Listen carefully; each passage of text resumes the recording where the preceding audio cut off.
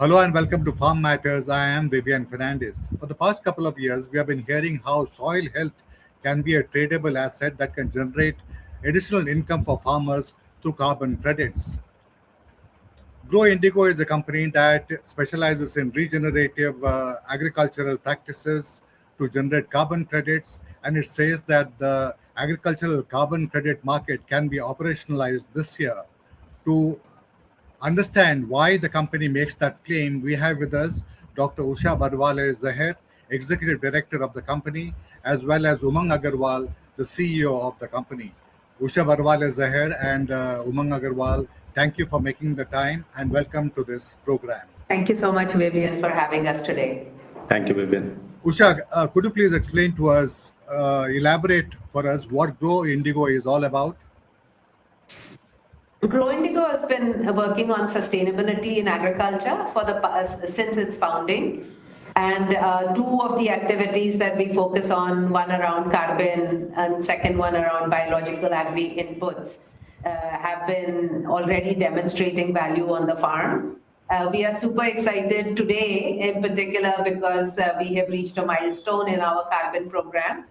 It really is a revolutionary moment for Indian farmers in a way, because with this carbon program, we are creating value, a new credible income stream, which is linked to healthier soils and climate action.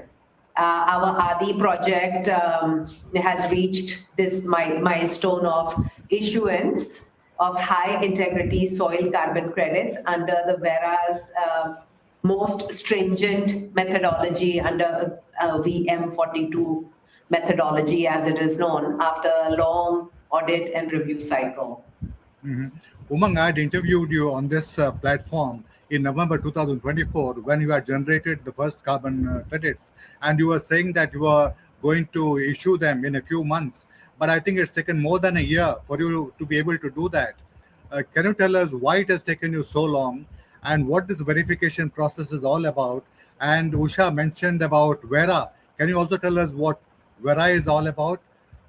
I mean, there are 3 or 4 ideas in this question, so please take your time. Sure. I think an excellent question, Vivian. About a couple of years back, we had interacted, and you are right that the credits were generated because from a definitions perspective, credits are generated the moment greenhouse gas reduction takes place. So this particular issuance that we are talking about is for the monitoring period or program that run from 2019 to 2022. So the reductions had happened, but the issuance means that it has gone through a rigorous cycle of third-party audit and the registry review. And this has taken us almost about 35 months. The project took close to 5 cycles of reviews. What it means is that our remote sensing satellite systems algorithms were reviewed, our crop simulation models were reviewed, our farmer stakeholder meetings were scrutinized. The legal review, which proves the regulatory surplus of the project from an additionality perspective, was sort of verified. So common practice threshold, which is called, what's the penetration of a new practice in a particular area? What's our theory of change? So all these things go into third-party reviews, which are very rigorous, almost 3 years for a project. And finally, once the project clears these cycles, that is when the credits are issued. So you are right, the credits were generated by 2022, but they've been issued today in 2026. And these issuances pertain to a particular project, which is known as ADI project. Could you tell us where this project is located, how many farmers are involved, how many carbon credits will be issued, and what will be the value of these credits? So this particular project ADI, and the name basically comes from the Indian word for first, right? So this is India's first VM42 soil carbon project, first of its kind. And it is, as Usha mentioned, it is registered on the Vera registry, which is globally the largest registry. In this project, what we do is it supports smallholder farmers to adopt regenerative practices to improve soil health and transition from transplanted flooded rice to direct seeding of rice. So also improve water outcomes while reducing the greenhouse gas emissions. Now, with this reduction, what happens is we can monetize it with the carbon markets. And from a value perspective, the first issuance is a bit more than 50,000 units of carbon credits. There is no benchmark of price from India, but what we have benchmarked for soil carbon projects is $40 to $60 range per credit. So what we expect is that per farmer, there will be about 10 credits, which represents the 3-year monitoring period, and the payment to be in the range of, it's a big range, but 15 to 50,000 rupees per farmer will be the range. So these And the project 50,000 is in carbon Punjab, units. Haryana, and NCR region.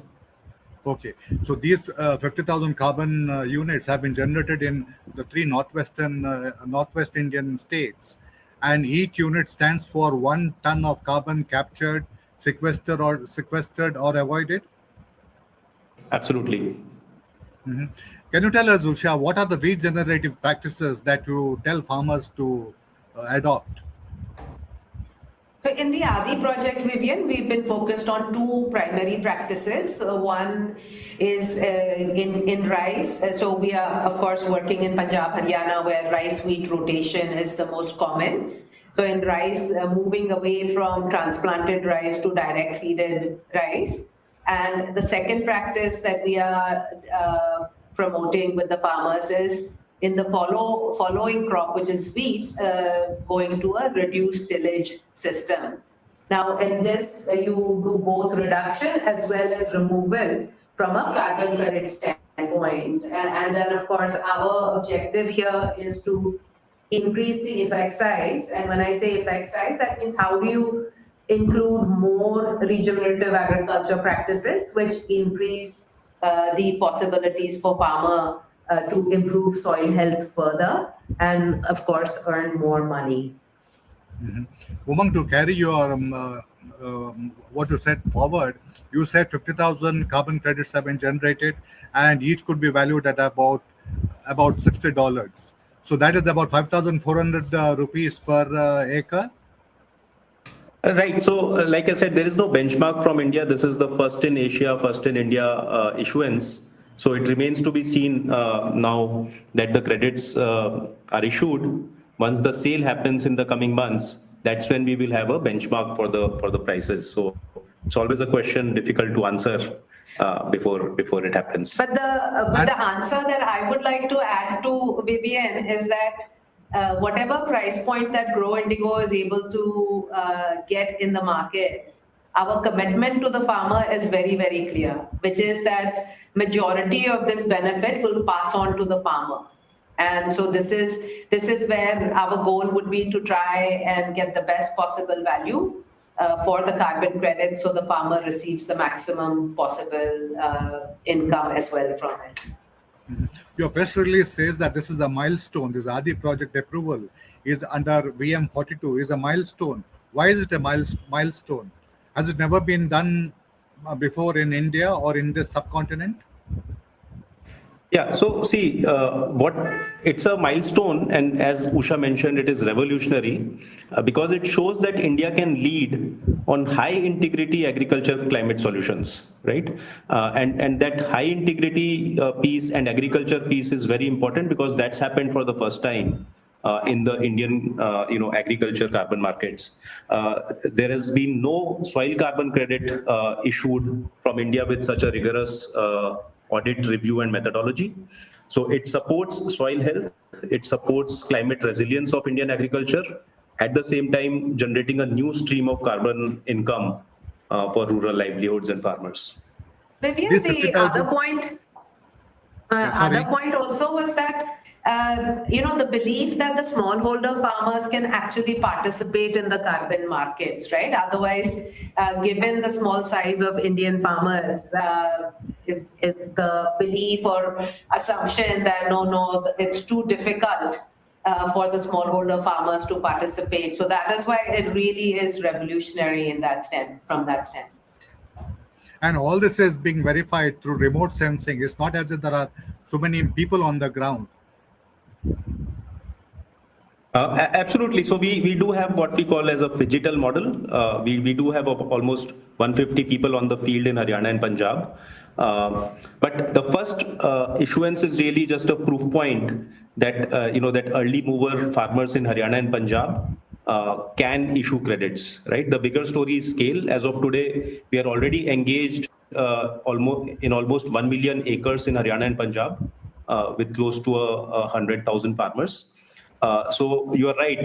When we go to this scale, technology becomes very, very important for us to verify the practices that are happening on the field, right? So when we receive the practice set from the farmers through our field agents, we independently verify it ourselves using whatever technology is available, remote sensing, satellite imagery, etc., before submitting the documents for further review for a third party, right? So it just adds to the integrity layer and the scalability layer of the program. And these 50,000 carbon credits will be issued to how many farmers? So in the first issuance, it's a few thousand farmers. Like I said, these are the farmers who are very early mover who joined the project before 2022.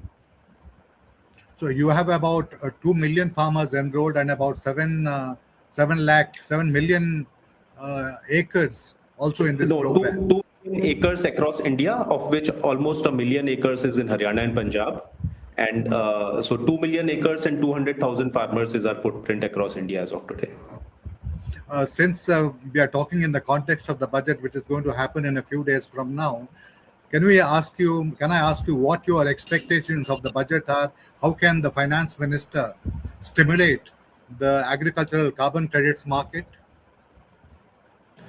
So, it's interesting that voluntary carbon markets, in a way, you can think of it as a sandbox for the real policy. What we've shown and demonstrated is that high integrity carbon markets are very much possible. And in 2026, as Indian carbon markets, the rules are finalized and it gears up for the launch, this becomes a very good case study for the Indian carbon markets as well, so that agriculture soil carbon credits can also be part of the CCTS solution in the Indian carbon markets. Usha, you want to add something? No, I think in the finance, from a budget standpoint, focusing on smallholder farmers for a participation in carbon markets is something that the finance minister can give due consideration to. Part of the requirements are also in terms of infrastructure in terms of machinery and so on and so forth, which the government has been doing already to a small extent. Mm-hmm. For the past 10 years, since at least 2014, in every budget we find mention of natural farming, low chemical agriculture. Do you think that natural farming, zero budget natural farming, for instance, would qualify as regenerative agriculture? So natural farming, Vivian, is a very broad subject, right? And so I would say that when we are talking about regenerative agriculture, we are looking at nature-based solutions. And when I as I mentioned before, that Grow Indigo, for instance, works on biological inputs. Now, these have tremendous synergy with our carbon program as well to further increase the soil health, as well as productivity and possibility of further adding to the carbon credit revenues that can be generated. So I think we need to really focus on what sustains productivity on farm level rather than looking at this broad subject of zero budget farming, and look at solutions which continue to build the soil health solutions for the farmers. Mm-hmm. I find that officials they operate at cross purposes. For example, one of the purposes of shifting rice farmers from transplanted paddy in flooded fields to direct seeded rice is to reduce methane emissions. But we find that the member of the Niti Aayog, that is Ramesh Chand, he says one of the best ways in which we can deal with paddy stubble and straw in Punjab is to bale it, transport it, ferment it, and then use the methane either as cooking fuel or as automotive fuel. No, don't you? But I think under your program, you want the straw and stubble to be left on the field so that it can add to the organic carbon content of the soil. So don't you think there's a contradiction over here? In a way, when the first thing, which is moving from transplanted rice to direct seeded rice, we are addressing two things: is reducing methane on the fields and also reducing the water which is required for cultivation of rice. Now, the straw, part of the straw can be left on the field, part of the straw can be used for other purposes. And it is not at cross purpose to our program in a sense that depending on how much straw is left on the field, that is how the biomass calculation will happen and will lead to calculations in terms of what is the soil health impact for the carbon program. And of course, use of straw in a bio-CNG type of setup is another opportunity which is there, and how we balance that is something that we will need to see. The stubble, of course, will remain in the field always. Mm-hmm. Now, you also mentioned about water, and one of the purposes of shifting farmers from transplanted rice to direct seeded rice is to reduce the water usage. But in Punjab, where electricity is free, what incentive do farmers have to shift to direct seeded rice? Unless, of course, the additional income from carbon credits offsets the additional cost of, let's say, using herbicides, because in direct seeded rice, you have to use herbicides because in flooded fields, water acts as a weed killer. Yeah, so I think I can take that one. As you mentioned, one of the immediate benefits that the farmers see is convenience and lower use of labor when it comes to direct seeded rice. That said, herbicides are also used in transplanted rice. It's not only used in DSR, but the management protocol is much more stricter for DSR, right? So you cannot change the management protocol by a few weeks here and there, because the DSR is very sensitive to the way pre-emergence and post-emergence inputs are put into the DSR. One is, of course, the convenience and labor cost reduction angle. The other is also farmers getting even more aware of why water benefit, saving the water is actually good for the whole community and their farms in general. And finally, with the Trump administration pulling the United States out of climate change agreements as well as bodies that promote climate action, what impact is there on the voluntary carbon market? In general, the deals that are happening in carbon markets continue to happen. And, the larger carbon markets, I'll say, are quite resilient in themselves. But that said, it is quite early days of the carbon markets itself. So Paris Agreement came into picture, not even a decade back. Even in the Conference of Parties every year, the rules are still being finalized. Last year, Article 6 came into force. And now you will see more of the countries, carbon markets taking shape, with India's carbon market taking shape in 2026. So overall, the positive trend continues, is what I can say.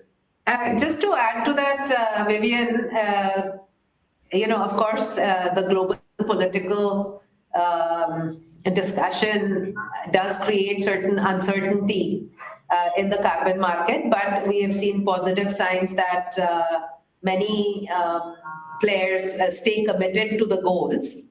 Now, the big news or big milestone that I see is that the role India can play, and India wants to play, right, in being a leader in the climate action space. Now, having this kind of regenerative agriculture project like ADI go through this whole rigorous process and deliver on the value for the farmer, it really shows how India can set a benchmark on how climate action looks like at smallholder farmer scale, and that real outcomes will take place on farms, which can be measured and quantified, and the value flowing back to the farmer. So remaining focused on the smallholder farmer livelihoods is so important for Grow Indigo and, of course, India as a nation, where we still continue to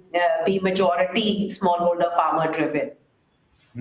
So what you say is that India must continue to take the leadership in climate action because it is for our own benefit. And on that optimistic note, Usha Barwale Zehr and Umang Agarwal, thank you very much.